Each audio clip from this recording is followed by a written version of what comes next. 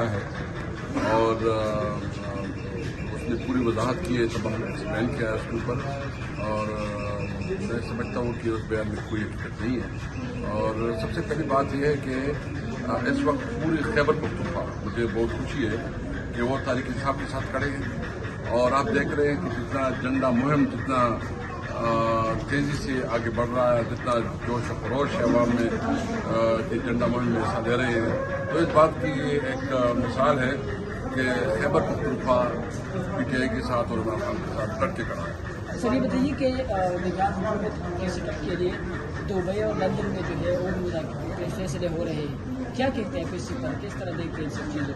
دیکھیں، اس میں تو پوری قوم جو ہے نا نالا ہے کہ یہ حکمران جو ہے نا فیصلے بھی باہر کرتے ہیں، ان کے فیصلے بھی دبئی میں ہوتے ہیں، لندن میں ہوتے ہیں۔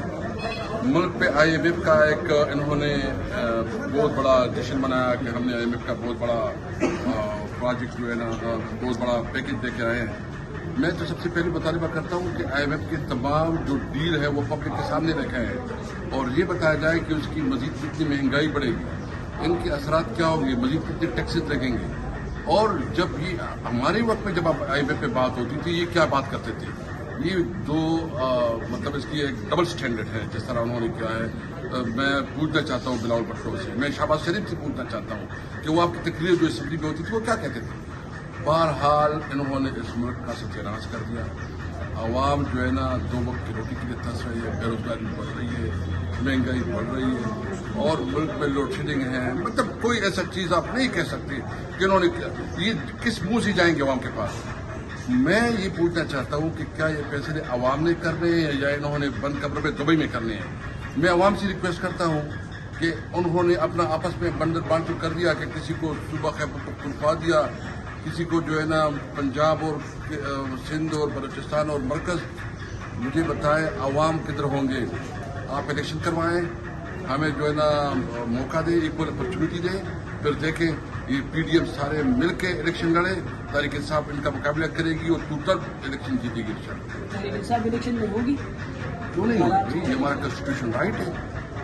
یہ کون ہمارے سن سے ہمارا کانسٹیٹیوشن رائٹ ہوگا؟ اگر تحریک انصاف نہیں ہوگی تو اس الیکشن کا حیثیت کیا ہوگی؟ کوئی اس کو تسلیم کرے گا؟ کوئی اس کو مانے گا؟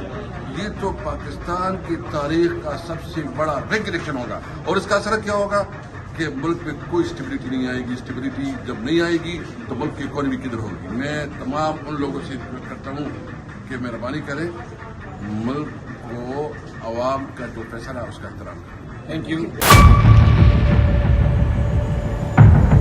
بڑی عید کی خوشیوں میں بول نے دیا اپنے عوام کا ساتھ، عوامی شکایت پر بول نے اٹھائی آواز۔